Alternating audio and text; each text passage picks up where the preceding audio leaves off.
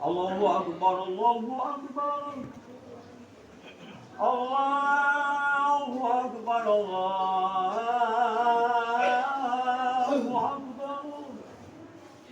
Asyhadu an la ilaha illallah. Asyhadu an la ilaha illallah. Asyhadu anna Muhammadar Rasulullah.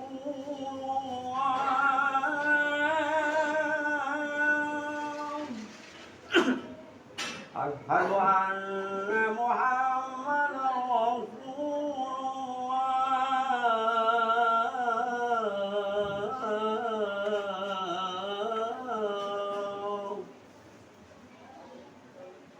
Hayya 'alas shalah.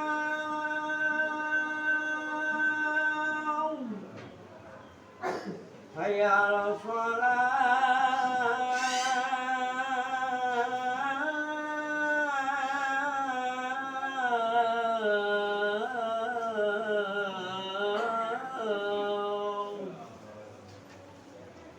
Hayya 'alal falah.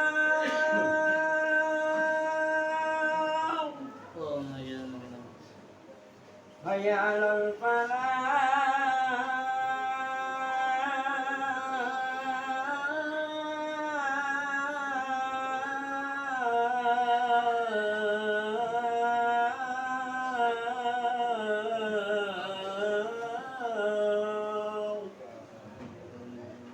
Allahu Akbar, Allahu Akbar.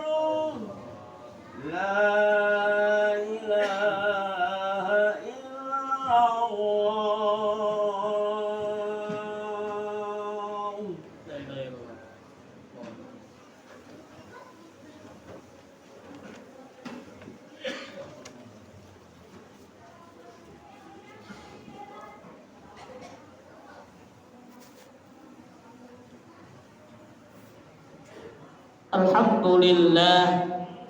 Alhamdulillahilladzi hadana. Alhamdulillahilladzi hadana subulana wa bi barakati wa karamati mursyiduna Sayyidi Syekh Muhammad Abdul Ghawsif wal Masdul.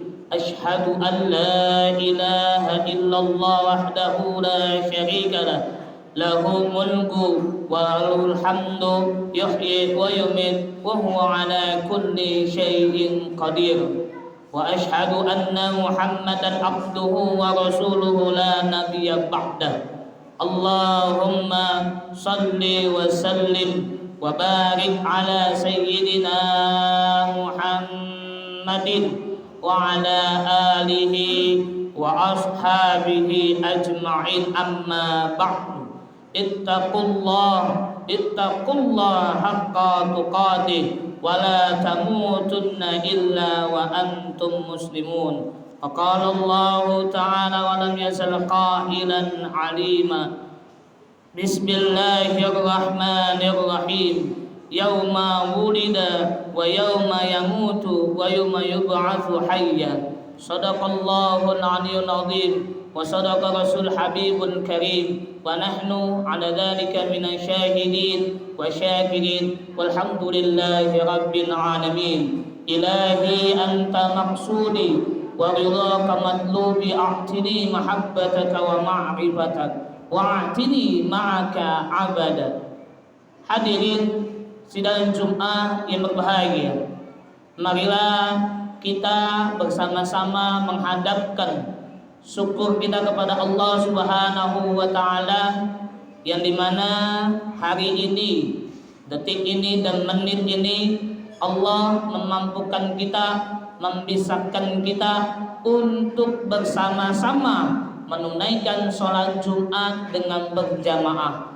Nikmat yang wajib kita syukuri dari Allah Subhanahu wa Ta'ala adalah nikmat iman, Islam dan ihsan serta sehat wal afiat, sehingga kita bisa menunaikan kewajiban kita dari kita mulai tidur sampai ketemu tidur lagi. Semoga Allah Subhanahu wa Ta'ala mendapatkan untuk kita semua, biar kita menjadi orang yang selalu istiqomah. Amin ya rabbal alamin. Salawat beriring salam semoga terlimpah curahkan kepada junjungan kita baginda Rasulullah Muhammad sallallahu alaihi wasallam beserta keluarganya, sahabatnya, serta aulia Allah dan para pengikutnya hingga hari akhir.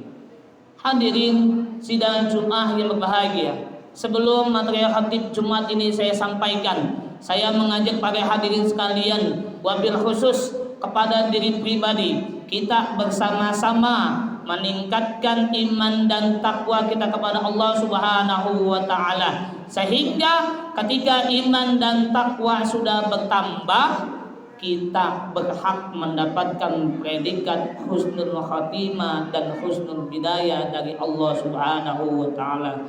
Amin ya rabbal alamin. Hadirin sidang Jumat yang berbahagia, diceritakan di dalam Sahih Muslim bahwasannya ketika itu baginda Rasulullah Muhammad sallallahu alaihi wasallam sedang duduk bersama di majelis taklim bersama para sahabat. Lalu dari kejauhan, di dalam kitab Sahih Muslim tersebut menerangkan, di dalam kejauhan ada seorang laki-laki Arab yang dimana dia memakai baju gamis terseret-seret sampai debu pasirnya menyeret atau diseret oleh gamisnya itu sendiri. Sesampainya di sana, sesampainya di majelisnya Rasulullah Muhammad sallallahu alaihi wasallam, orang tersebut duduk menghadap baginda Rasulullah Muhammad sallallahu alaihi wasallam. Duduk sila dan lututnya berhadapan dengan Rasulullah atau menyentuh lutut dari baginda Rasulullah. Ketika itu tamu ini mengatakan kepada Rasulullah, "Akhbirni ya Rasulullah, akhbirni arkanul Islam ya Rasulullah. Akhbirni anil Islam ya Rasulullah." Apa itu Islam ya Rasulullah? Dijawab oleh Rasul, "Anta asyhadu an la ilaha illallah wa aqimus shalah wa atuz zakah wa shaumur ramadan wa hajjul baiti man istata'a ilaihi sabila." Kata Rasul, Islam itu dibangun dari membaca syahadat asyhadu an la ilaha illallah wa asyhadu anna Muhammadan abduhu wa rasuluh. Lalu setelah itu aqimus shalah, tunaikanlah salat, wa atuz zakah, membayar zakat, wa shaumur ramadan, wa hajjul baiti man istata'a ilaihi sabila. Dari kebanyakan kita rukun Islam ini suka tidak mengenal rukun Islam ini menjadi rukun agama yang diajarkan oleh baginda Rasulullah dari percakapan antara tamu ini dengan baginda Rasulullah. Ketika Rasulullah sudah bisa menjawabnya, dijawab oleh tamu itu, "Shadaqta ya Rasulullah." Sayyidina Umar ibn Khattab berdiri dan memantangkan mudranya atau memperlihatkan mukanya, muka marah. Kata Rasulullah, "Jangan dulu wahai Umar, silakan duduk." Ketika itu tamu ini bertanya lagi, "Akhbirni iman ya Rasulullah." Apa itu iman? Amanu billah wa malaikatihi wa kutubihi wa rusulihi wal yaumil akhir wa syarihi wa qadrihi. Yaitu iman kepada Allah, iman kepada malaikat, iman kepada Rasul, iman kepada kitab Allah, iman kepada hari kiamat, dan iman kepada hari akhir. Dijawab lagi sama tamu itu, "Shadaqta ya Rasulullah." Sayyidina Umar makin marah, mukanya memerah. Ini siapa? Dia yang bertanya, dia sendiri yang membenarkan. Akhirnya ketika Rasulullah membenarkan Sayyidina Umar, "Wahai Umar, silakan duduk kembali, jangan engkau terpancing." Ditanya lagi sama tamu ini, "Ya Rasulullah, apa itu ihsan? Akhbirni ihsan." Ihsan adalah seolah-olah kamu salatlah engkau seolah-olah engkau melihat Allah. Kalau engkau tidak bisa melihat Allah, yakinkan dalam hatimu kalau engkau telah dilihat oleh Allah. Dari 3 rukun ini masuknya ke rukun agama. Tapi kebanyakan dari para ulama kita tidak menyebutkan rukun ihsan. Yang ada beliau semua menyebutkan hanya rukun Islam dan rukun iman. Kenapa ini ditinggal satu rukun? Karena satu rukun ini adalah cabang dari semua keilmuan. Masuknya kemana? Masuknya ke thariqah, masuknya ke talqin zikir. Bagaimana kita bisa mengingat Allah ketika sholat kalau kita punya hati itu masih membayangkan sesuatu yang tidak harus dibayangkan? Hadirin sidang Jumat yang berbahagia, di dalam kitab Miftahus Sudur sudah jelas bahwasannya ketika itu Sayyidina Ali bin Abi Thalib karamallahu wajhahu radhiyallahu an berkata kepada Rasulullah, "Ya Rasulullah, bagaimana caranya cepat sampai kepada Allah?" Apa jawaban Rasulullah? Kamu ingin tahu bagaimana caranya cepat sampai kepada Allah? Mari ikuti saya. Masuklah ke dalam kamar, dan di situ ada para sahabat. Sebelum Rasulullah membaiat para sahabat, Rasulullah menanyakan, apakah di antara kalian ada orang munafik? Dijawab sama para sahabat semua, tidak ada ya Rasulullah. Baik, ikuti aku, pejamkan mata kalian semua. Dipejamkan, dan dari situlah Rasulullah membaiat para sahabat Rasulullah Muhammad SAW.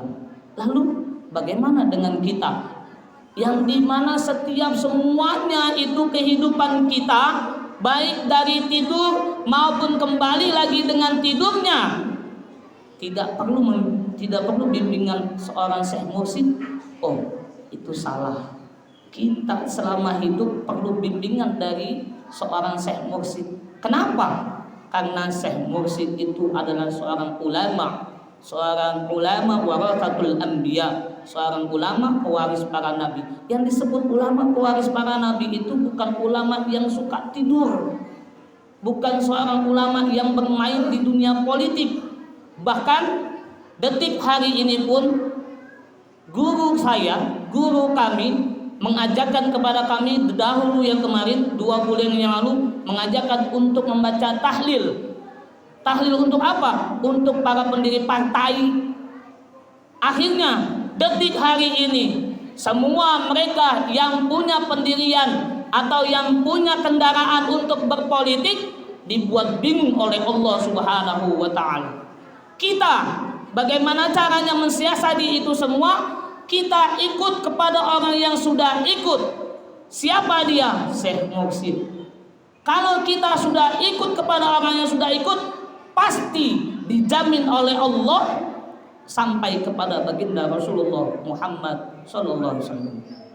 Hadirin sidang Jumat yang berbahagia, Sayyidil Walid Abdurrahman Segaf, Sayyidil Walid Al-Habib Abdurrahman Segaf, beliau mengatakan, tahun-tahun yang akan datang akan timbul yang namanya perang nasab dan perang keilmuan, dan juga cium tangan bolak-balik. Ini yang sering kita laksanakan, ini yang kita mau tahu.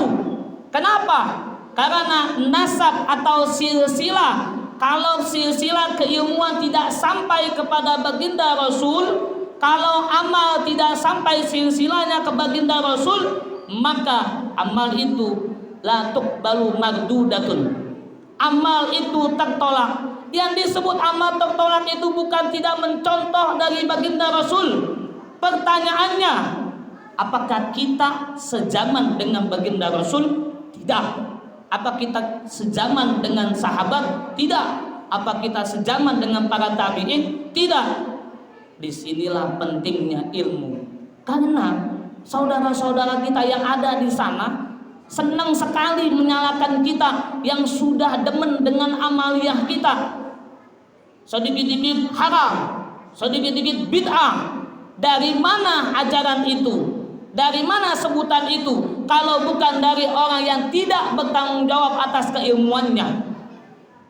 Hadirin sidang Jumat yang berbahagia, maka dari itu kita perlu yang nama bimbingan dari seorang syekh mursyid. Supaya apa? Supaya kita hidup selamat dunia dan akhirat. Tidak cukup hanya duduk di majelis taklim. Yang jadi pertanyaan dalam diri kita masing-masing, apakah kita ada perubahan ketika di majelis taklim kita sedang belajar, apalagi ngajinya ngaji nguping, apa kita ada perubahan? Sayang sekali kita sering tidak ada perubahan. Kenapa? Karena bimbingannya cuma sampai saat itu. Karena Rasulullah Muhammad SAW sudah memberikan petuahnya kepada kita semua untuk bisa saling mempunyai guru pembimbing. Guru pembimbing itu yang tidak akan melepas seorang muridnya sampai bertanggung jawab di hadapan Allah Subhanahu wa taala. Hadirin sidang Jumat yang berbahagia, dari percakapan ini kata Rasulullah ketika si tamu ini sudah pulang, Rasulullah mengatakan kepada para sahabat, "Wahai sahabat, tahukah kalian siapa tamu tersebut?" Tamu itu adalah malaikat Jibril alaihissalam yang sedang mengajarkan kita kepada agama kita. Dari itu kita mulai belajar bagaimana caranya memahami agama kita sendiri. Jangan coba-coba melalaikan agama kita sendiri. Contohnya apa melalaikan agama kita sendiri? Sengaja meninggalkan sholat, sengaja mengulur waktu sholat, sengaja untuk tidak sholat. Hadirin sidang Jumat yang berbahagia, kita harus perlu tahu, kita perlu ketahui bahwasannya ketika nanti di hadapan Allah, nanti atau hari ini Allah telah memberikan kepada kita pertanggungjawaban kita. Pertanggungjawaban apa? Ketika di yaumil akhir kita tidak akan selamat. Tidak akan selamat karena apa? Bukan karena kitanya, karena amaliyah kitanya. Amalia kitanya dari sholat, dari hal-hal yang mensyariatkan itu bisa menjadi wajib dan sunnah, itu kita belum bisa maksimal menjalani. Dan bahkan ada seorang ahli ibadah bisa masuk nerakanya Allah. Karena apa? Karena dia sudah merasa cukup dari Allah. Padahal ketika itu Allah mempersaksikan rahmatnya, ditimbang di antara ibadahnya, ternyata yang paling tinggi adalah rahmatnya. Berarti sudah jelas apa yang telah diberikan oleh Allah ini sudah ada penilaiannya dari Allah. Tinggal kitanya membuang sifat keburukan kita. Dari yang sombong menjadi orang yang tawadhu. Bagaimana caranya mendapatkan tawadhu itu? Tawadhu itu bukan main-main, bukan bohong-bohongan, tapi aplikasi dari 3 agama. Bagaimana caranya untuk bisa mengaplikasikan 3 agama tersebut? Mumpung nyawa kita masih dikandung badan, kita menemui seorang Syekh Mursyid. Siapa Syekh Mursyidnya? Habib Lutfi dan Hadratus Syekh wa Maulana Muhammad Abdul Ghaus Syafrul Masdud. Semoga Allah Subhanahu wa taala berkahi semuanya, segalanya dan selamanya. A'udzu billahi minasyaitonir rajim. Bismillahirrahmanirrahim. Wal 'ashri innal insana lafi khusrin illa alladzina amanu wa 'amilus shalihati wa tawassaw bil haqq wa tawassaw bis sabr. Barakallahu li wa lakum fil Qur'anil Karim. Nafa'ani wa iyyakum bima fihi minal ayati wa dzikril hakim. Aku qul hadzal fastaghfiru innahu huwal ghafurur rahim.